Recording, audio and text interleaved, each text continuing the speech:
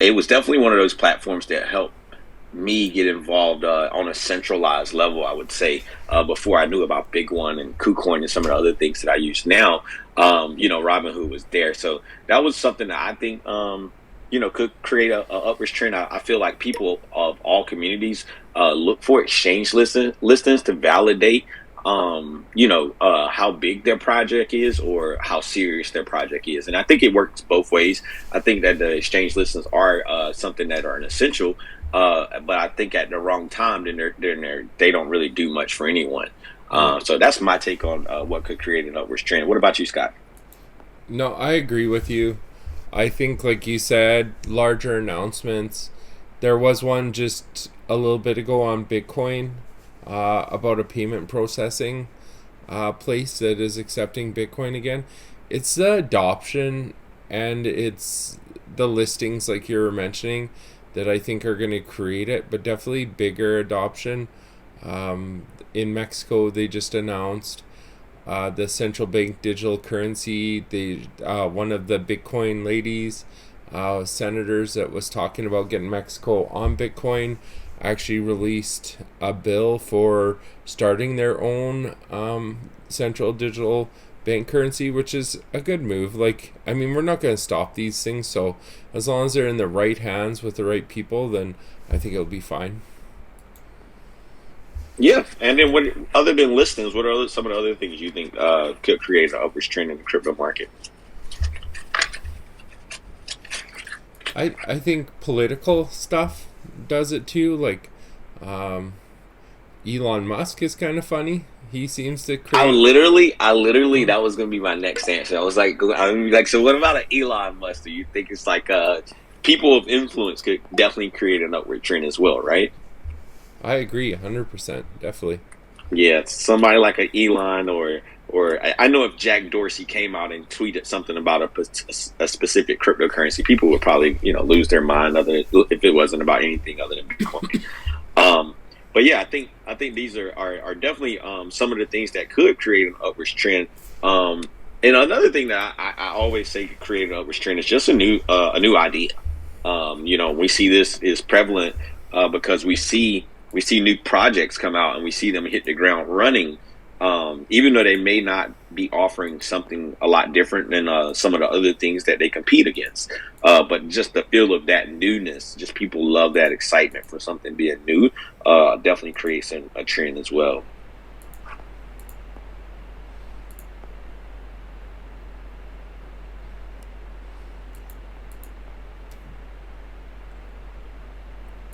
I think I got my stuff working here. What's up, fellas? How you doing this What's beautiful Wednesday? what's up, brother? It is what is it, Wednesday? I'm not sure what day of the week it is, but man, It's, I'll tell you one good thing. The weather from Miami followed me back to DC. We oh, are, I love are you. It's 70 and sunny. I was just thinking the same thing. Thanks for bringing that pool picture home with you, my friend. Yeah, man. Today is gonna be 89 degrees here, so it's like, which is pretty damn warm. Scott, for you, that'd be like 20, like 23, 24 Celsius. Yeah, here So, is horrible because we have snow still, and it got colder since I got back.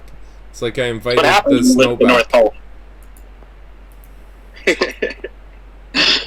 They But say I'll it tell you, snows more when Santa leaves the North Pole for sure. Driving, you want a surefire catalyst, just tell me a token you want me to sell, and I'll guarantee you it goes up after I get rid of it. I'm a pretty good catalyst for that. Did you sell your ship? Oh, I got the bunch when we got back, and then that came out, so yeah. It's my life, man. I kept it. I still got a healthy amount. I took a little bit out and I moved it over to a couple things that, I mean, you know where I'm looking and what I'm interested in. And I still have a bunch sitting there and I still got my leash sitting there I'm happy with. But yeah, that's my life, my friend. That's my life. So what I'm going to do is I'm going to start letting you all know when I sell stuff so you know exactly what to jump on when big news is about to follow. Nice, nice. So, Akuna, what would be one of the things you would say could cause an upward trend in the crypto market?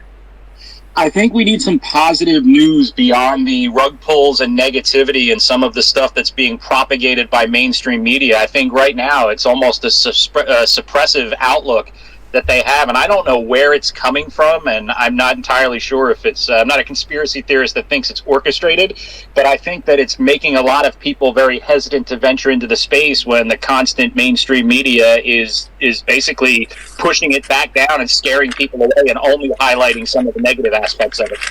I would agree a lot right there, Akuna, because that stigma that crypto has right now, even amongst my friends that are involved in crypto in a certain extent, they won't extend themselves further into it because of the uncertainty right now. And then I have friends that haven't got involved yet that I'm like, hey, you guys, I know you want to get involved, but I think you could actually potentially wait and then just let's kind of watch everything and then before you jump in. But yeah, I think just some good news would definitely help. But where do we get this good news from, right? Where would the good news come from? Because we can't.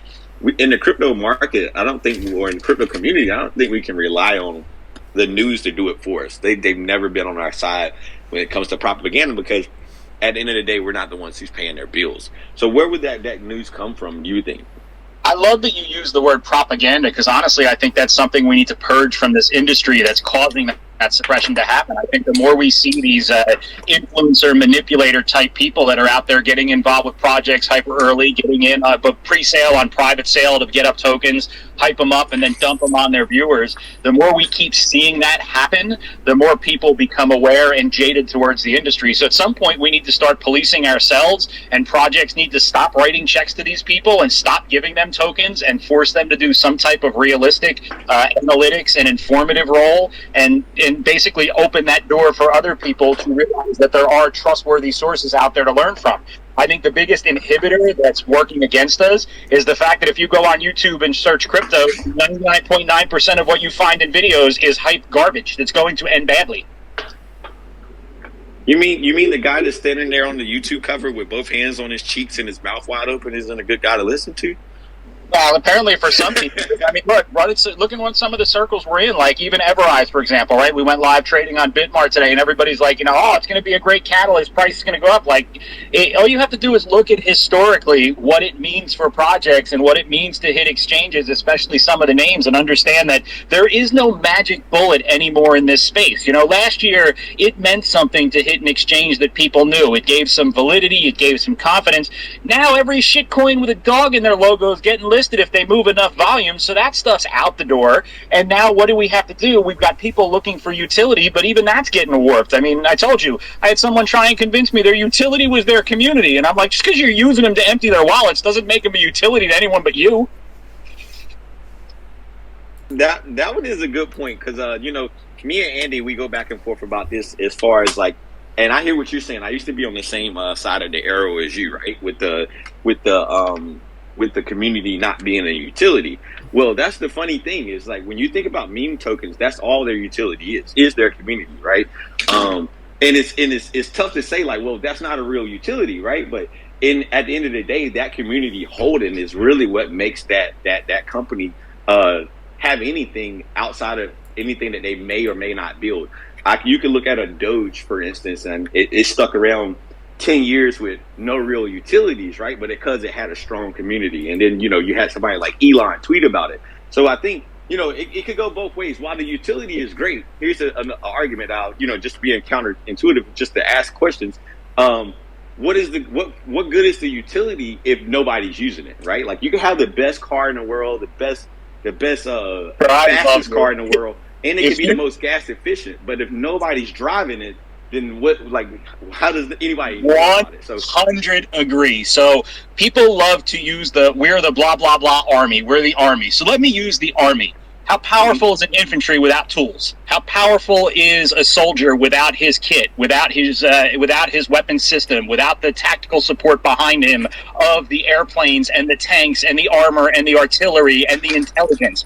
To me, there is no single one component. Sure, if I get a big enough infantry and I throw enough bodies at the guns, eventually I overwhelm them, right? The World War I trench warfare mentality, throw waves of bodies and hope you can knock out the enemy. Sure. That can work to some degree, but wouldn't you rather work smarter and have the right tools and the right equipment and come up to the technology that makes it easier and makes those soldiers more powerful? Doesn't that make more sense? It's not one or none. It's not a zero-sum game, but one by itself is a much harder obstacle to not only win the battle, but to maintain when you're done. Let's Yeah, for ask sure. let's ask Pastor and TJ as well. They're both up here as speakers, and see what their opinions are. Yeah, you all are on fire this morning. I agreed with the initial statement, Scott, and vibing it. But while I agree, I also somewhat am getting a bit skeptical. Not in the sense that I'm ready to, sell all my investments, but it seems as if things are overinflated right now. And in a regular investor's eyes, I mean, who looks at crypto, who's in it for the gains, and who just seems to be trying to, just invest and get in there, it seems as if the market is becoming overinflated. And as you all mentioned, the Elon Musk tweets, the political positivity behind it, we've already. Oh snap! Someone was calling me. Hope that didn't mess my volume. Your mic might have cut out a little bit. I can't quite hear you unless it's me. Oh crap! I can It just. sounds like if you were on Bluetooth, you went back to your regular mic, or you went off speaker, you're just quiet. We can still hear you. Oh, there you go. He's back in connecting mode. How about you, TJ? So I hopped in a little late. Hello, gentlemen. What was the question? Just what can create. Apologize. Can you all hear me now? I got a call. Oh, there we go. We'll let Pastor, and then I'll tell you. But it's just basically about what can create an upward trend in crypto. Like what can impact the market. Yeah, can you hear me now? Yeah. Yeah, you're back now. Yeah, you all mentioned, the positivity from politics, and, we talked about Elon Musk, but we've seen these things already. We've seen countries, take this as legal tender, and we've seen the positivity behind it. I just think a lot of investors are scared because I feel as if crypto may seem as it's overinflated right now. So I'm gonna be honest with you. I don't know. I truly don't know. I felt like it was Elon Musk. I felt like it was different billionaires out there. People from Shark Tank. I forget their names, George or Leary or whatever. I felt like Kevin. Yeah, I felt like it was those big wigs. But man, it's a scary time right now. And I honestly, that's my answer. I truly do not know. I thought I knew. And like Acuna was talking about last year, I think we knew last year, how these cryptos could pop overnight with strong communities, people holding to the end. But man, this year around, it seems really rough. And while I'm still hodling to the end, I just don't know, man. I was hoping you fellas knew. That'd be a fair answer. Just real quick, Vibin, I think you touched on something there, Pastor. And Vibin, you and I have spoken about this in prior spaces, that I think you're right, man. I think there's a bubble out there of crap coins, and there's a culling coming. I think there's going to be a thinning of the herd. We may be going through it right now, where the weaker don't survive and the stronger rise to the top. So I look at this as an accumulation period where do I speculate in true utility that I think is going to survive the thinning, is going to survive this, call it a housing bubble that we went through 15 years ago here in the U.S., where things were overinflated, over leveraged on mortgage. I think we're watching the exact same stuff play out in crypto on crap investments. And at some point, there will be a culling. Projects will go away, and the strong utilities will rise to the top. So what I'm looking for right now is, what are those strong utilities that I think can weather that storm? How about you, TJ? Well said. I've been kind of getting lost in what's been said by Pastor and Hakuna. If you can repeat the question for me so I can bring my head kind of back on my shoulders. No problem. What can create an upward trend in crypto? So basically we were talking about like influencers such as Elon Musk. Political people can sometimes make a bit of a difference. You're noticing like adoption as well is creating some, but those are some of the things that people have mentioned so far. Yeah, so I mean, at this point, like the way that I see it, I think that I personally, I don't think crypto is oversaturated right now. I don't think that the market is, to be honest with you, people might not agree with me, but I'm not bothered or fazed by this downtrend. in the last couple days. I think we needed a correction. We shot up pretty quickly from, Ethereum being 23.5 to 3,500 within the span of a few weeks. That's a pretty big gain. I think the correction is normal. In terms of what I think could take place to kind of encourage crypto adoption and get people back in, I mean, let's be honest. From May, or I'll even say March 2021 until now, not even now, I would say until November 2021. So that the explosion of the bullshit rug pull meme coins on BSC, where some people made stupid money and the majority of people lost all their money either to exit liquidity or scams. I think what it's going to take, to be honest, is time and regulation. I think people are scared of regulations. People are scared of governments. But at the end of the day, if you look back to Biden's executive order that he put out a few months ago, he wants to look at crypto and see how, nothing is set in stone yet, but he's not a stranger to the fact that, the United States doesn't want to miss out on this potential booming asset class. And I think once regulations appear, and, people don't need to be scared of that word also. That's a big thing. Regulations could just mean, there's a variety of things, but at the end of the day, the regulations will keep people safe. And, if there's a certain tax imposed on crypto, or a more, what's the word I'm looking for here? If there's a set in stone tax number, or, I mean, there kind of already is, but it's still such a gray area, right? I'm personally, the market right now does not faze me 1%. I'm still accumulating. My dumbass runs the market. Every time I sell, everything pumps. Every time I buy, everything tanks. I've gotten used to that. But at the end of the day, the way I see it is, as long as you hold, and again, not financial advice, I'm not a financial advisor. I think as long as you hold and, you don't play with money that you can't lose. Again, if you're ever investing in crypto, you need to be prepared that that money can go to zero. Highly unlikely it won't, but don't gamble with money. This is not a casino. This is an asset class that I think will be fundamentally sound in the next 5 to 10 years. I think, 5% of the world is invested in crypto right now. I think it's going to be 20% or 25% in the next 5 years. And, what's going to happen when that happens? Supply and demand. So I think it's about just being in the right spaces. Don't get surrounded by absolute toxicity of crypto Twitter, because we all know how toxic this space is. Don't fall for those 100x posts that, I hate to call them influencers, because they're not influencers, they're manipulators. Don't listen to that garbage, and just really do your own research. I think if you do your own research and you invest in projects and protocols that you personally believe in and that are building to change the space, I don't think you're going to have a hard time in the space. I think you just need a little bit of patience for regulations to come about. That's my answer to that. That's an amazing answer. How about you, King? What are your thoughts?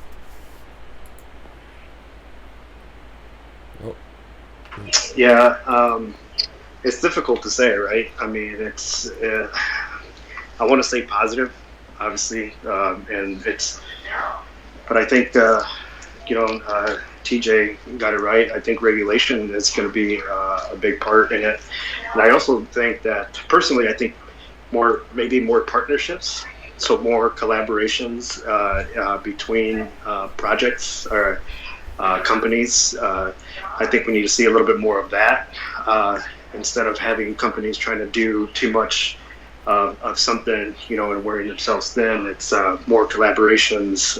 We'll kind of create a chain that unbreakable chain in the future. In those 5 to 10 years that TJ was talking about. I think that's a big part. That's what I see right now is too many projects trying to do the same thing, and then kind of saturating it a little bit. Just work together. Yep, that's what I think. Well said, Syking. I forgot to add, I just wanted to, when I mentioned the regulations, the reason I think regulations will be a big part of crypto adoption is because people are then going to start feeling safe. It's possible that it's not possible. I know for a fact a lot of people don't feel safe investing in the space right now because of the lack of regulation, because of all the scams. I think once regulation does appear, those those no coiners who are teetering or considering it but haven't pulled the trigger will pull the trigger. That's kind of where I was going with that. Yeah, that's a fair point too, TJ. And we know that while people hear the word regulation and it scares some, we know that the regulation and the clarity, I like to call it clarity. The clarity is what made people feel nice. It was almost like when you were able to get listed on a centralized exchange like last like 2017 to 2020. If you were able to get listed on a centralized exchange, you were pretty much going to go to the moon, right? Because people felt safe to put their money on the centralized exchange. So I feel like here we are in that same situation with regulation now. I think it does bother some people. And it only bothers me in the sense of I don't care about what law they really impose as far as like paying our taxes and stuff. I think if you're here and you live in a country or a state and that's the part of living there, then you just got to do it, right? But I think the only fear that I have is just that every time the government gets into something with financial, trying to regulate something in finance, we usually don't. The people aren't usually the people who benefit the most from it. Usually, they make sure that the government is taken care of, and then make sure their backs double watched, and then the people can get something. So I think I just don't want to see it. When the government steps in, I don't want to see it turn into an S&P 500. While it would be good for the space and would the space grow? Yeah, it would, but I mean, out of that, how much would still be that propped up venture capital money? Like that I'm kind of scared of. That's awesome, Vibe. I sit here long enough and I listen to you talk, and eventually it's like you take the words right out of my mouth, and I just sit here like cheering on. I unmute to speak, and then you say the words a lot more eloquently than I could. But I agree with that. I think that there's an air of regulation that's needed, or that people look to as almost not endorsement, but kind of gives confidence to it, or puts that trust back to it, or maybe validity is a better word, similar to how you mentioned projects in the prior years before last year. Getting listed was validity. It meant to people like, yeah, if they're on the exchange, it's off the Wild West. I'm not buying stuff off some corner guy. I'm going to the real store that's really got supply chain, that's really looking at expiration dates. I'm not grabbing it from some guy in a truck selling a piece of fruit. I don't have to worry about where it came from, kind of thing. I think there's a lot to that is really important. And I think that maybe the fallacy in this discussion is that it's not one point in what will create the trend, but an accumulation of factors that address a lot of the common things that are bringing us down. Because I don't think we talk about manipulators, influencers, crap tokens that are out there. I love the conversation about people reinventing the wheel. I think collaboration is really important to get an upward trend. But what we're really talking about is kind of stopping the death by 1,000 cuts and getting uniformity where people work together. The original days of the internet were what? A bunch of isolated, segmented systems that eventually became the internet we know it today. And I feel like we're living through that in crypto, and it's inevitable. Do you think sometimes like BSC, tokenomics, and different things like that could be impacting adoption as well? Like I noticed as of late, and this is just me speaking, like if some of these tokens don't have the taxes and stuff on it, it seems like people on exchanges might typically be a little bit more motivated to buy and sell. Well, I think what it comes down to is the return of the value on what they think they're spending, right? Psychologically, when you go to do a trade and you see an extra 6% is going back into the sustainability wallet, you're like, why would I want that 6%? I'll go to something else. Is that any different than the psychological factor of last year where a project mints 100 quadrillion tokens and you could buy a few trillion for $1 and then say, if it ever goes to XYZ, I'll be a billionaire, even though mathematically it would be more money than has ever existed in all of human history? I mean, there's a psychological impact that I think is very valid to that statement.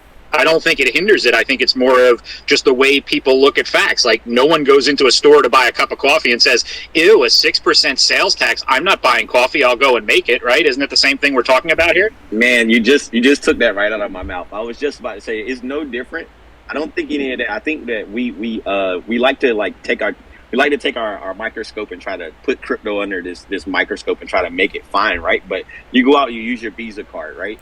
Even if it's 2% on your transactions, right, and they give you rewards on the back end, whatever, you're still paying taxes at the store, and you pay taxes on the employment that you got paid from to receive the money that you even have to spend. So it is a little bit of a shaky thing. I think when people, and Scott mentioned BSC, I don't think it was a lot of things that happened on BSC, but I think the malicious actors are going to follow any chain. I mean, if you go to AVAX or even AVAX or Kronos right now, you're getting a bunch of things launching, a lot of things rugging. It's just the same thing. It's the same malicious actors just over and over again. not really doing anything new, just going to a new toilet, same shit. Yeah, and I love the way you said that about Binance because, it gets a bad rap. We joke Binance scam chain and all that stuff, but really what they do. If you hate Binance chain for what it is, then de facto you must hate Ethereum as well, right? Because it's the same underlying code, it's the same EVM with some minor tweaks. But what do we really hate? The fact that the system was made slightly easier and cheaper for people to engage and get involved with, which led to the scammers going there, could it be better in certain regards? Sure, but to say that the whole chain is garbage because that's where the scammers happen to go because they made it easier for people to launch projects, I think that's a failed ideal there, and it's not fair to the overall picture.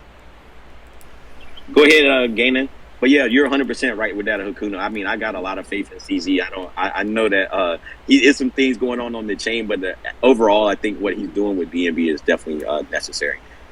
Go ahead, Gainan. Hey, all right, so I'm a little late. I was just coming on the back end of this. So I'm about to say something. I don't know if you've already said it or not. But when it comes to uptrend and when it comes to crypto adoption, my question, I guess my thought is that if one of these, I'm not really into the meme coins or whatever, because obviously a lot of people get bad reps when they look at meme coins. They think that every crypto is a meme coin. But if one of these meme coins can break through that threshold and create that utility where it can be easily, have a good use case within, purchasing things, be it Amazon, Walmart, whatever the case may be, I think that could possibly bring forth, a better, a light on quote unquote meme coins, and then in the same sense, possibly spread that same sentiment throughout the whole, crypto, arena, so to speak. Because obviously, a lot of people, they hear crypto and they hear, and the first thing they think is Doge, or they think TB Inu, or they think Saitama or SafeMoon, and then, there's a lot of negative connotation, implemented within those names sometimes. Either Elon Musk pushing this or SafeMoon is doing this, and team members is leaving, there's arguments and stuff within the community, and so I think if one of these meme coins could possibly break through and actually show some real use case, then that possibly could help as far as the sentiment on crypto overall, and I mean, earlier or not. That's a really good point right there, Gain, and we kind of touched a little bit on that earlier, but you took it to where I wanted to hear. It's like you're almost like when it comes to these meme coins, like right now they don't have a utility; they just have a community, right? But there's nothing wrong with and their give back could be a utility in a sense too, because people like to donate, right, and help out. So that could be their two things without a genuine utility. But come out with something as let's say a payment layer where they could be used, like maybe in a Robinhood wallet here soon.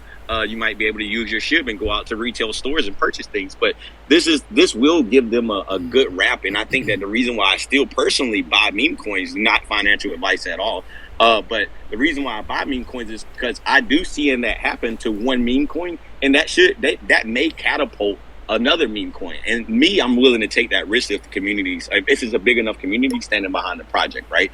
So I like that point. That's a really, really fair point. That's funny. I really like that. Yeah. I'm thinking vibing about. Sorry, go ahead, Psyking. I'll jump in. I didn't see you unmuted. No, it's all right. I'm. So there's parables in the Bible. Jesus talks about one. This is not religious. This is just and where I get some of that. But it's building your house on sand or on firmament ground, right? And basically, for me, what I'm taking from this is I think the community kind of what we do as individuals in this space and what we do for our own community, right? So build our home, build a way to basically see how our communities, like where we live here. I live here in South Bend, Indiana, and I'm thinking of ways that how can I incorporate, the business that we're about to launch here. Me and my partner, her and I are trying to. Well, we've been working on a food truck. So how can we incorporate this put the food truck on the blockchain and show people the real case of crypto and what it can do, for people. There's projects that are launching. NFT projects that are launching, IP rights, to the holders, so like, if I can take my NFT and create a brand out, out in the real world, people start seeing that. It's like, whoa, if more and more communities throughout the planet can start doing that, not just here in the space, but just putting real case usage. I seen Hammy put up his hand. Long time no see, my friend. How you doing, man? I've been busy. I've been working What's hard. up, brother? How y'all doing? Yeah, brother. Excellent. Yeah, about the uptrend stuff. Especially with meme coins, and I think that something eventually is going to come out of this space, and for the reason that it allows people that don't have a lot of money up front to actually start a project and get funding to market it. And the mistake I feel like a lot of these projects are doing is they're using that funding from that initial launch to actually do development work, when I think that's the wrong way to do it. I think more of these projects, and the ones that will be successful, have the development in the first 3 roadmap items on their list complete before launch, and have a strong product with utility that they can release on time because it's already done on their roadmap, and they can focus all of that funds that they're getting on marketing and keeping the hype going. And because you see a lot of these projects that they're trying to get these things, they're also trying to build a community around it, stir up the hype, get into spaces where you don't have time to do everything. And a lot of these projects have a small group, so they end up getting burnt out a few months in, and they just can't focus the time that's necessary on marketing because they've also been trying to develop. So when we start to see some of these people realize the mistakes that have been made in the past with these meme coins and actually start to bring products to the table sooner and have a more focused goal and utility, instead of like all of these delusions of everybody has an NFT marketplace now, everybody has a wallet. I don't like, those are almost turnoffs to me at this point. Everybody wants to start an exchange. That type of stuff, the market is so saturated with it. That's the low-lying fruit. That's hype type of shit. So we're going to start to see the next wave of innovation come in for this space. It's only, really a year old. So I'm looking forward to it. And, I still consider it high risk, but with these next pool of projects that will come around, I think we'll see a lot less risk associated with them. I think that's a great point, Hammy, because I was just going to mention too, like, no matter the drama that is involved in this token, like we talk about SafeMoon, how many of us potentially came into the market because of SafeMoon? If it was ran properly and done proper, could we see more adoption and more people coming in on something like that? Like another project we haven't heard of yet, where the hype really blows it up, and you see people going around to their friends and families again, like they did previously before, and said, man, you got to get into this. This is amazing. Like, it's just starting out. I think it's going to go places. It's going to do that. Then you're going to start seeing people that weren't in crypto before start to move into cryptocurrency, and then you'll get that fast speed of adoption again that I really feel SafeMoon did in the end. Now they're just a drama pit, like on both sides. It doesn't matter if you're against SafeMoon or for SafeMoon. It's just incredible, the drama that's involved in that community. It's crazy. That's their utility. It's funny. That was vicious, Ivan, but hysterical. And it's funny. I give Scott a lot of credit for talking about it, because as soon as you said, I'm like, ooh, you're going to get some people in here pretty upset. And I'm like, you know what? That's part of the problem, right? We got to walk on eggshells because we're afraid we're going to hurt people by either, and I'm not saying this specific to SafeMoon, but it's like you're either going to get the cult to support you or the cult to attack you, depending on which project you may speak critically of. And it's not, again, a zero-sum game. Like, I still hold some SafeMoon, and I hold it as a reminder of how far I've come in the past year and mistakes that I have made in my past. So it's in my wallet, and I can understand next time I go to do some emotional trade or chase the hype, I got that little reminder sitting there. Ooh, yeah, I remember that green logo. Let me take a deep breath and calm down a little bit in my move there. But, you know, we've talked about a lot with moving forward with community, and it's kind of funny. It's like you talk about, you know, getting a pet for your kid, right? If I get a goldfish for them from a county fair, I know that's got a little bit of a shelf life, right? Like, they'll be happy for a little bit, they'll be excited, they got their little goldfish, they'll feed it some flakes. We know where it eventually ends up. If I'm really committed, I'm going to go get a puppy. But if I get that puppy, I've got an investment. I've got to make some walks. I've got vet bills coming. I've got to take care of the puppy growing up and make sure it gets shot, make sure it gets spayed or neutered. I've got to make sure I clean up after it. And there's a whole bunch of other work that comes along with it. And it's not unlike the crypto world. There's nothing wrong with getting that little goldfish and being happy. You take that goldfish and throw it into a freshwater stream, it can grow into a pretty big fish, right?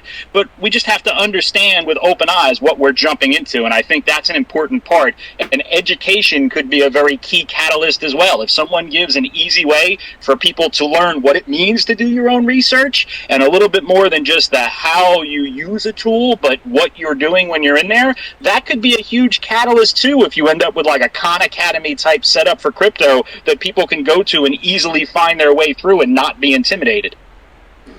That you could also say that on the project side too, not just the investor. You know, some of these projects come out and they're expecting to put into it goldfish type of work into the community and building it, when they really need to treat it like a puppy. You know, it needs to be nourished, spayed, neutered. You know. Yeah, right. 100. Yeah, shit, you're dealing with people's money. You gotta definitely treat it like a HODL dog. That's gotta be like a Frenchie with a bad respiratory system. You might have to take some of those pets to the. You might take some of those pets to the vet like three times a month. Yeah, golden doodle. Oof, yeah, sometimes they don't last very long either. Remember, there's difference in breeds and common problems that come after all, too. We can hit some interesting analogies here if we continue down that road, that's for dang sure. But it's funny you say that about projects, because that's when we talk about do your own research. And I love when people say, you know, I read the white paper, I looked at it, it's got a really good concept, and you start talking, you're like, well, who's doing it and how are they doing it? And it's like, oh, we don't know, but they're doing it. Like, if you don't look into who's doing it and if they're even capable of, then everything else is bullshit, right? I could tell you I'm building a space station on Mars. I have no idea how to do that, let alone get there. No, that's 100%. Yeah, you can't have ADD and go off the roadmap a lot, and that's one of SafeMoon's biggest problems. Like, you don't know what they're going to come out with next. Like, all of a sudden, this card came out of nowhere. You know, it wasn't talked about like in the mainstream for a while. It was just all of a sudden it was there. They talked about a cold storage wallet. They talked about Gambia, windmills, all this stuff. It just seems like they're think tanking stuff, and it loses me when, you know, I was an investor just wanting the exchange to come out, and then you have the relationship to the original dev team, which they marketed heavily on, and then you lose all that. So it's SafeMoon has a very tough future. Can they maybe somehow pull a rabbit out of a hat? Maybe, but I think they're going to have to get some very strategic partnerships with some bigger players to kind of carry them forward. That's funny. I don't want to turn into it. Here's the funny thing. No, I was going to say, because I was like, you know, I don't like being on the SafeMoon topic too long. You guys know I'm not, you know, I always, y'all know me personally, so you know I don't really rock with that team. But you know, here's the one thing I will say, right, is if they do come out with something that's functional, right, they have a diehard community, whether it's because your bag's 90% down and you can't sell, or you are just getting into SafeMoon and you're kind of bit by the bug, right? So they do, if they do come out with something, it'll be something that the community will use. I I think that, also with them, it's just I think, kind of like what Hammy was saying, it's like they have ADD, and the only reason it's like that is because you guys gotta realize that they're a meme coin, right? So like meme coins don't have a defined utility, and we know that, right? So it's like back to what we say, do your own research. So it being a meme coin, you gotta understand that they're gonna try to do anything that's relevant in the space at the time that things are relevant. So when they came out, everybody was talking about developing a blockchain. Boom. Well, let's throw that in there. Well, it's not working. Let's do the wallet. Everybody's doing wallet. Like, only thing they didn't really go too far down was the NFT marketplace. They hinted at games. This is meme coin. It's supposed to be fun, but people are it's your money. So it's like, you got to feel the psychological take on it, right? And this is something that I think that for my biggest thing with SafeMoon winning or losing or whatever it was teaching me what was really going on in the space and learning what doing your own research really means. And that's what that means, is that if they don't have a utility, it's just a meme. And honestly, even if they have a utility and if their community's not big, they're still a meme. They're like a meme utility. Like, it's a utility that nobody. There's echo on your voice. It's like say that again. Somebody was feeding back. But yeah, it would be like just having a utility with no community. It's almost like a meme as well, because if nobody's going to use it, it's almost like a typewriter, like where it still works, but everybody's using computers now, so like, I think that, not to get caught up on that topic too much, but, just understanding what it is and what it isn't is something that project in particular taught me. But I think you touch on something there, because it's one of the things, and again, I still hold a bit of SafeMoon. I'm not going to lie about it. I still have it there because I told you, as soon as, if you want, I'll sell it and you'll watch it like skyrocket like 100x, because that's just my life and the way things go. But I think you touch on something there too, like when you start talking about catalysts and that upward trend and where it goes, like, we've got to stop these projects that are creating hype and failing to deliver consistently. I would say it's probably a high 9 times out of 10, a project hypes stuff up, has a date that things are going live, and then it gets pushed back. And then it happens again and again. And I think people are so jaded by it that you can't create excitement anymore about big releases or big events, because everybody's used to them falling flat on their face. That's true. And hold on, let me get one word in real quick, but think about how that makes projects feel though, like Polkadots and AVAX, is people who actually have defined like really genuine utility, and they've really been building the crypto space, and then you got all the DGens just throwing their money in anything that could potentially, hey, I'm coming out with an NFT marketplace, and fucking NFT marketplace has been out since 2017. It's just like, what are you really coming out with? But I just wanted to throw that in there. It's just like, it's kind of funny. I know some of those people, like a Gavin Woods, has got to be like smacking himself in the face some days. Like, these people are crazy. they're eating into our market share, damn it. But, can I jump in? Oh, sorry, Hammy. Hey, just real quick, just going on the whole thing about establishing an uptrend, and kind of carrying that into it.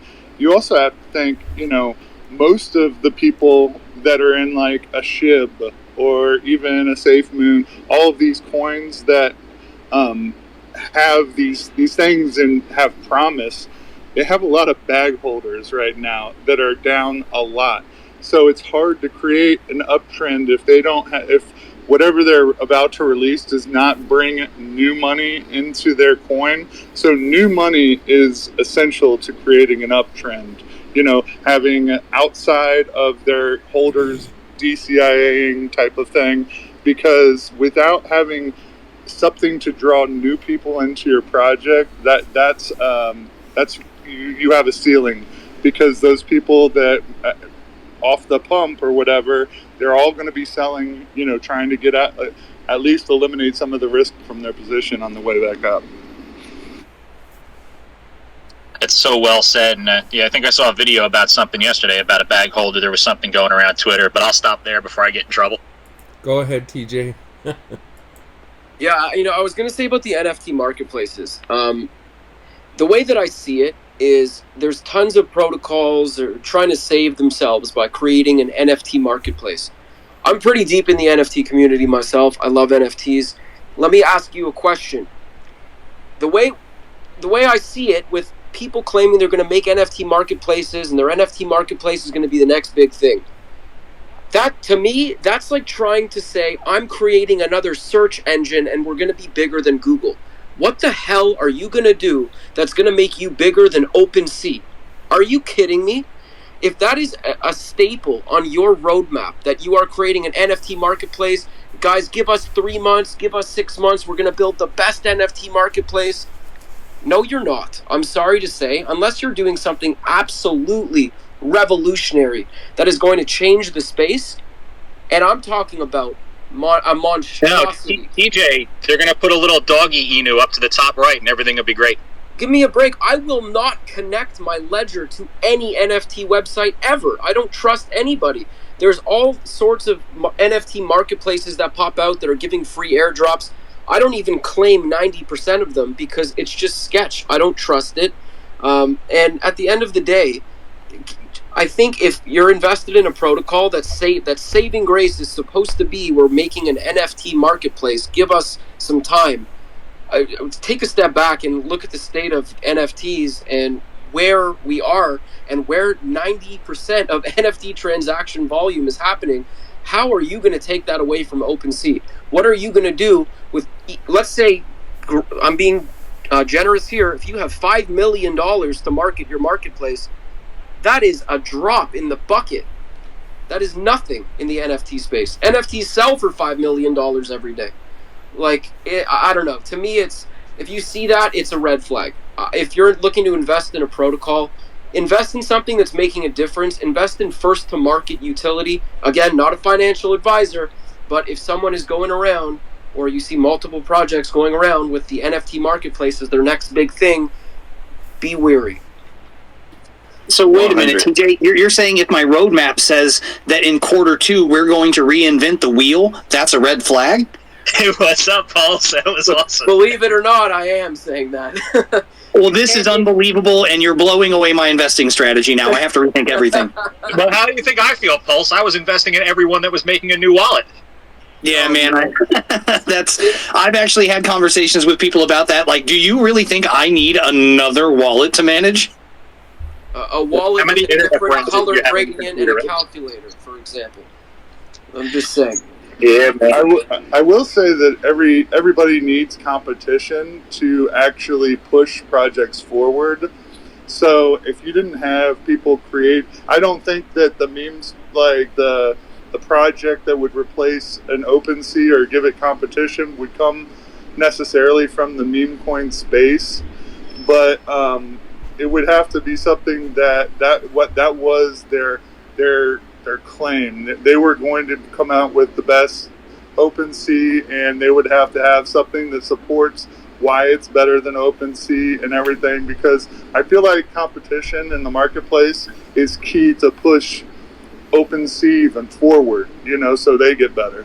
Totally. Yeah, look at competition. I was about to say, without competition, technology is gonna come to a halt, right? So like, I would say, like what TJ said, OpenSea is the Google right now, right? But then what was the other one, the Bing that came out? So looks could be a Bing. So I would, I could counter my heads a little bit and probably try to find another marketplace. But like, fair to what Henry was saying, is the next top OpenSea going to come from the meme market? I don't think so. I think if they could do something a little bit smarter in the marketplace, maybe do something with the NFT where it can be in wallets and you could hold it in different wallets and getting it off of some of the OpenSeas and things like that. Cool, but a lot of it is just copy and paste stuff. So I mean, you're trying to ask a lot from some people who just like literally copy and paste the stuff.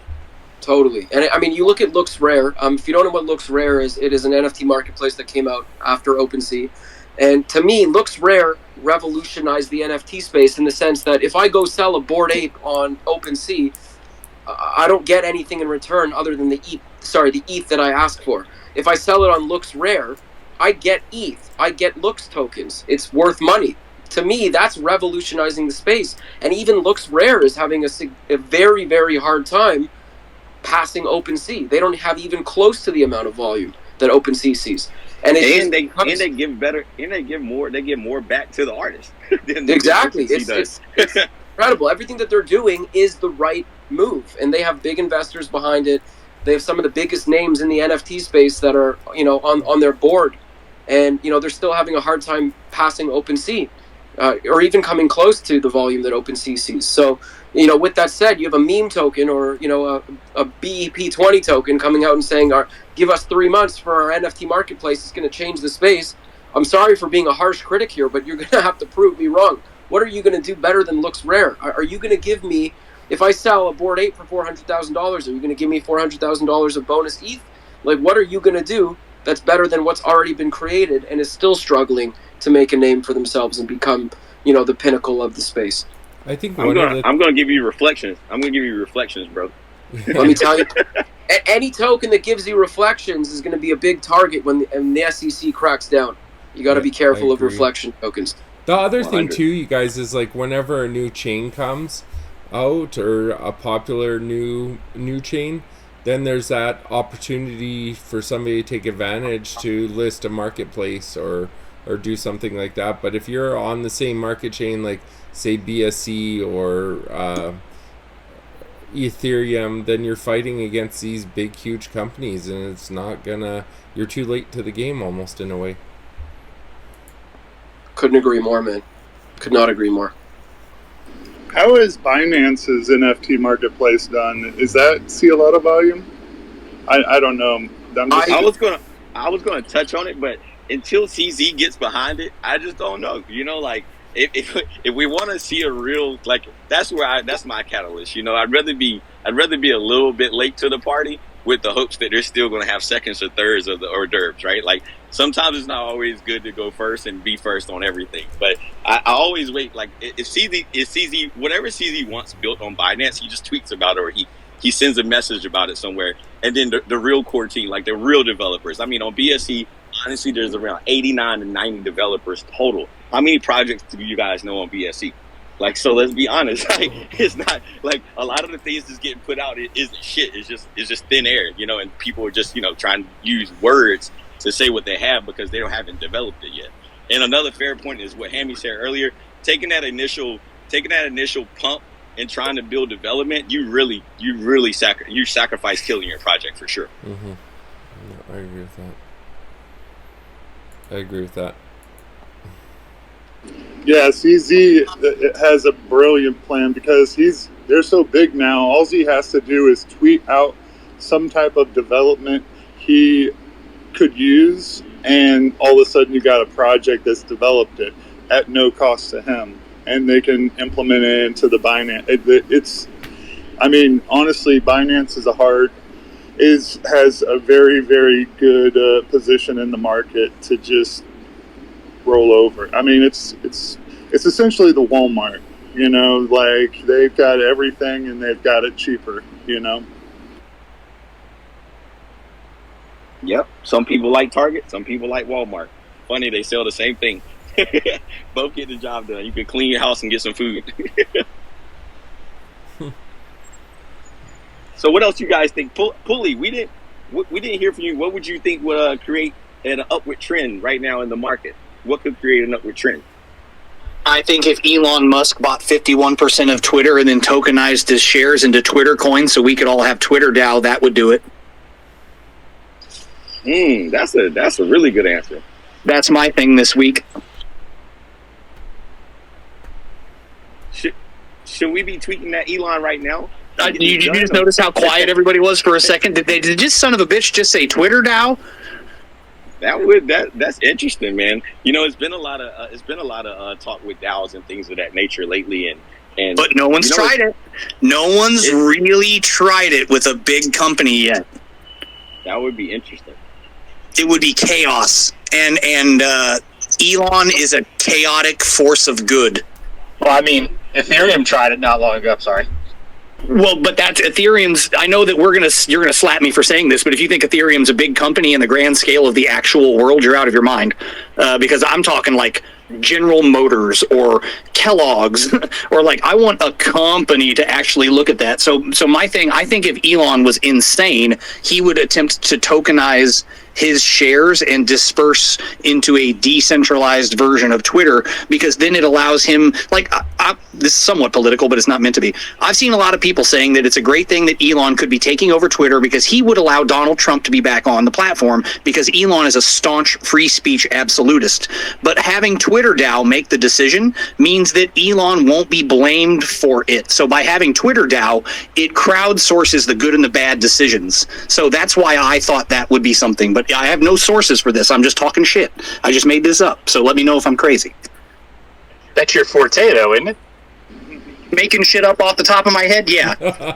It's brilliant. I love it. Guys, I like the idea of Twitter DAO, actually. Like, that would be brilliant. You'd have to get the people that are in charge right now to agree to something like that. I think this... By buying them out? Yeah, exactly. Yeah. Yeah, it would have to be convincing a lot of people that have a lot of influence that they don't have any influence anymore. Yep. Well, he's got the money to do it one person at a time if he needed to. Jack could push it in the right direction along with Elon if he was to side with him and push people in the actual Twitter space to actually implement. Jack already had his chance. But if Jack and Elon got aside. together, though, I think you would see the real push for something big there. I mean, a lot of the developments that Jack has been doing over at Block, which is formerly Square, obviously it's a cryptocurrency focused company, so it wouldn't be out of the norm, I don't think. Yeah, and I think, funny enough, you bring that up. I think that, between what Block is doing and what Cash App is doing, they're going to be on a race. I think those two are going to be interesting to watch here soon. Well, you know Block is Cash App, right? Yeah, but I think they're going to divide it. So, like, they keep... Yeah. So I think they're going to keep, their fiat ramp the way it is so they don't run into regulatory. But I think they're trying to build out another side so where they have a bridge that they can onboard. So the way we have so many problems bridging tokens and security on tokens, if they do it on the back end on their side, they could mitigate a lot of those risks. Right. Last week, Cash App rolled out their paychecks in Bitcoin feature, just as an example of how bullish they are on crypto. Bro, they were so bullish that they had this fucking 60-foot sign flying over the beach on the back of a plane. That's awesome. The QR code was that big, right? And it just was a green Cash App sign. And I just wanted to take a picture of it. And if you went and pulled your phone out and went to take a picture of it and you had Cash App, they automatically deposited $5 of Bitcoin in your wallet. That's awesome. So I was like, bro, that is the smartest, flipping airdrop marketing wise. Like, for new tokens, you know how, a lot of new tokens, when they start, they give out all these tokens to a bunch of, dead wallets or whatever, or wallets that's not going to be used or whatever. And sometimes those never make it back to the burn address, right? So you got to think, this is a super good marketing, where you just have these big signs fly over events or baseball, basketball games. And if it's a cool picture or a cool image that people want to, or funny image that people actually want to take a picture of, and then they get airdrop the token, that could be pretty cool. That could be a cool way to get people to see your token. This is a swerve, and I'd love to hear TJ and Hammy and some of the other guys talk about this, but in my experience, sometimes having a lot of airdrops linked to a token can be problematic. In an audit, sometimes if there's a lot of drops coming from dev wallets and stuff like that, I don't think a problem exists for Bitcoin, but if you were just now starting a token, there's a function on CoinMarketCap where you can pay them to airdrop your token across 100,000 wallets or something like that. And I've been a part of a debate about whether or not that was a good idea. And the good idea part was, you'll immediately have 100,000 holders. You're going to show up on all these tracking sites that need wallet count. But the negative side of that is a lot of audits are going to say, look how many airdrops occurred, or this is a really shady project because of all these wallets that have been funded by the developer. So I don't know where that's at. I don't know where I was going with that, but I know sometimes that doesn't always work. I'm not a big fan of airdrops. To be honest with you, a lot of the time it provides... most of the time, if you get an airdrop and it's legit and it's not a dusting attack, and that's a whole other story, but people will just sell it off. And your current... I get it if it's maybe a new token, but, I mean, for example, if you do it with an established token and you're dropping 100,000 people $5 worth of your token, 90% of them are just going to sell it for some quick cash, and I think it's unfair exit liquidity. Personally, Psyking, I love your hundreds. I don't have those anymore. Very jealous, but that's my view on airdrops. As far as regulatory stuff and the law behind it, in terms of taxes, and if I don't know that's why we hire lawyers. But that's my view on airdrops. I don't think it's fair to people who have invested in your utility or your vision to give others free tokens, especially if you're established. If you're a new project, I definitely do agree that I think it will flag a lot of sketchy. It'll bring up a lot of sketchy flags in terms of, the dev wallet has funded X amount of wallets that have never interacted or bought this token before. So I do think if you do an airdrop, it has to be strategically done, not 100,000 people at once. But that's my view on it. Obviously, with Bitcoin, it's super cool. But if you're a brand new project trying to get legitimate investors in, and knowing that $5 times 1,000 have gone out for free, that could be dumped on you at any time. It doesn't sound like a lot, just $5, but if it's a lot of people doing it over and over again, it's going to create a very negative chart, lots of red. People aren't going to want to get in, and that's my personal view on it. What do you think about like like with the way BASE did theirs, like to reward the actual holders of the NFTs? Because like if you're holding an NFT, you can't sell it in fractions, right? So like, what is like you think that was a good idea to have a rewards token come out? Well, you're talking about ApeCoin? Yeah. So I mean, ApeCoin isn't really a rewards token. It's to run the DAO behind, which is going to be the other side, which is the Bored Ape Yacht Club metaverse. I think it's super cool. I love the fact that they did it. Obviously, I'm biased because I have an ape. But that type of airdrop is different. That's rewarding holders that are already holding. I'm talking about the airdrops that go to random people who are not holding, who will sell it to make a quick $5 or $4 or whatever it is after tax. And if you airdrop 100,000 people $5 worth of a token, eventually it's going to be $4 worth, $3 worth, and everyone holding the bag of that token and who's been a dedicated diamond-handed holder is going to feel the negative consequences of that. I agree 100%, TJ. 100% of airdrops should only go to people with existing holdings. Yeah, definitely. I think the only way... I also think that people shouldn't airdrop stuff that they have. I mean, I think that projects should be looking at YouTube or Twitter for little promo items to airdrop their holders or try to gain or do giveaways with, instead of taking money from their own project, because these projects need funds. They can't afford to always give away. So I think that there's going to be an onslaught of, if you buy an NFT, all of a sudden you get 6 months free of YouTube TV type of deal. I think there's going to be there's going to be a promotional type of element to the NFT market that comes about in the near future. Yeah, I mean, you look at what Time did. Time magazine, they released NFTs, and if you're holding one of their NFTs, you get lifetime access to Time. I'm an idiot and bought one for 4 ETH, and I think the floor on them now is 0.01. However, I thought it was cool at the time, and I invested in the utility of it. I thought it was really cool. I thought it was revolutionary, and I think as time goes on, we're going to see that happen a lot more. And you see all these big companies filing for patents and trademarks when it comes to NFTs and metaverse, and I think a year down the line, this will be a much different conversation. For sure, man. I see, Pulley, you had your hand up.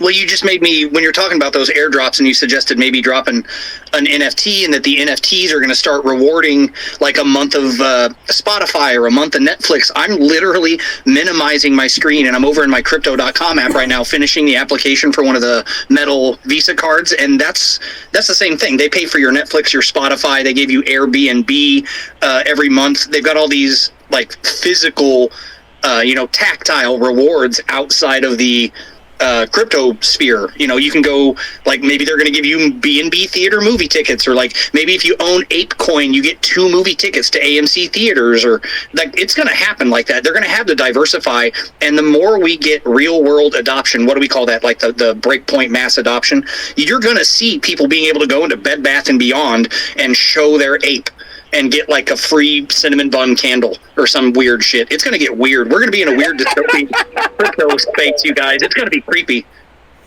He's 100%. He's 100% right. seriously, everybody think about it. Ape right now, TJ says that he owns an ape. I don't own an ape, so sad story, right? But these intellectual properties that are associated with these brands, just the same way you saw Dogecoin go from paying for a NASCAR to getting asked if it could be used, you're going to see brands eventually get people in positions of power who are also shitcoin degenerate NFT traders, and they're going to swerve these brands towards the same things that they're interested in. So who knows what company is going to be the next company to say, show your NFT, or we're offering PO apps. And if you have this PO app, it's going to work for the future. I mean, it's going to be so weird out there. Yeah, I'm in the process right now of putting our business into the blockchain to basically create a network here in my community to basically figure out how this can be a use case like here in just this small city, right? And if we can make an example, basically a platform where, you know, like kind of be that blueprint for other companies here in our area, like that's what I want. I mean, that's what I'm thriving for. I mean, that's my goal this year, is to basically get a food truck up and running, and then have it be on the blockchain, man. We'll be sourcing locally and, you know, doing things for the community, giving back to the farmers that, you know, basically provide us the nutrients to you know, feed other people. So it's kind of work in progress, but like that's real use case, right? How do we do that? That's my goal this year. That's amazing, and I love your idea with the blockchain on the actual food truck. I like that, but I just wanted to let everybody know we're probably going to end the space in 5 minutes. I hate to do it, but I got a lot of stuff still to catch up on. This Miami trip kind of put me behind a bunch of stuff, so I'm still catching up. I feel like I haven't slept yet, to be honest with you. It's really wild for me right now. I hate what these what new- what I hate shitcoin the new what shitcoin did you buy that got you staying up, Scott? None, sadly. I hate these new emojis that we get to react with. They suck. Like they removed the fist pump. They removed the 100. I'm jealous. Bro, I always talk about that, man. That's why every time I chime in now and I just say 100, I'm not even trying to take the mic. I just wanted, that's my feedback, because like when I'm clapping, I feel like it's church or something. Like when I see the clapping thing, and I'm like, it's either church or something like freaky, right? So I don't know what, like, I don't know how to associate the clap sometimes. So I don't know. We gotta keep Sight King around so you can always throw up the hundreds for us. And I feel like when I throw up the piece, it means like I'm leaving or something. So they definitely gotta switch it back. I also wouldn't mind a thumbs down. You know, there needs to be a little negativity. Hey, I like Hammy. Hammy, 2 points for negativity on Twitter. Everybody's so damn positive sometimes, and I just want to be a little bit of a cyberbully. I was in a space where like all these emojis meant something different. Like the fist pump actually meant like you were punching somebody, and the fingers were you're poking somebody's eye, and the waving it was like a slap in the face. Like, be quiet, you know, like. It was funny. It was funny, and everyone was just kind of throwing them up, and it's like, "Hey, stop poking me in the eye." That's funny. Well, the two hands clapping together was a double slap. Yeah. So, what can others say in closing? Like, I guess in the last 2 minutes, I'd love to hear from people. If you have a space that's on after this, please come up and say it so people can get to your space as well. I don't want people missing out on the other people that take part in our community as well. Maybe Psyking, you could talk about your space, Pulley, yours. Kuna, I don't know if he's here. It looks like he might have disappeared to get ready for his space, I'm assuming. Yeah, TJ can talk about it as well. And Hammy, if you have any space. Pulley, you're up first. Hey, well, that's right. I raised my hand anyway. So I actually had a conversation in the Pulley Telegram yesterday morning in a voice chat about the fact that I haven't done a Pulley Twitter Spaces ever since they gave me the keys to the account. And that's kind of on purpose because I'm I know that when I do it, we're going to have a huge amount of attendance. So I don't have a pulley Twitter Spaces to talk about yet, other than to say that I know we haven't done it, and we are building up towards it. But things are going so well everywhere else, I haven't done it yet. And part of the reason is, and this is the other half of the shill, I do my Twitter Spaces every Saturday night, and normally I talk about that on my personal account at CryptoPulse9. But this weekend is super special. We are doing a 50th anniversary. It's 50 weeks in a row that I've done the show without missing, and we are going into the metaverse this weekend. So if you have a VR headset that can use the big screen VR app, we are broadcasting my Twitter Spaces live on the big screen VR app. So you could attend the Twitter Spaces this weekend 2 different ways. You could use your phone like you traditionally would, or your desktop computer, and listen in and participate, or you could bust out something like your Quest 2 headset, log into the big screen app, and then follow the links that we're going to provide and actually take your digital avatar to a 3D room where the spaces will be on the big screen, and you can listen and participate with everyone in the room. I'm not sure if Twitter's even done stuff like this yet, and frankly, after as much as I've talked about it, I'm kind of frustrated that they haven't noticed me yet. So if you think the metaverse is cool, this doesn't have anything to do with crypto, but this is just me trying to like show people where the headsets are going. Follow my regular account, which is at CryptoPulse9, and this Saturday at 8 p.m. Central Standard Time, we're going to trip and fall our way through our first Metaverse Twitter Spaces. It's not going to be free from technical bugs, but it's going to be a hell of a time if you want to come. Are you guys going to have some strippers coming? I'm just kidding. Depends on how you do your avatar vibing. That's funny. That's hilarious. Go ahead, Syke. Yeah, I hope you guys don't mind, but I did put up the Crippling wine mixer link up there. For those who are not doing anything on Sunday evenings, 8 p.m., we basically have kind of like a show space, but it's more interview style, and it gets a little bit more personal. Get to know the creators of the projects on a personal level. So it takes it to the human aspect, right? And we get to like kind of understand what their project is about through their experiences in life. So so it goes a little deeper. So you guys don't have anything going on.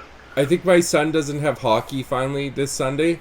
I'm just gonna have to confirm. So if he doesn't, I'm 100% gonna be there to see you guys. I always appreciate your guys' spaces.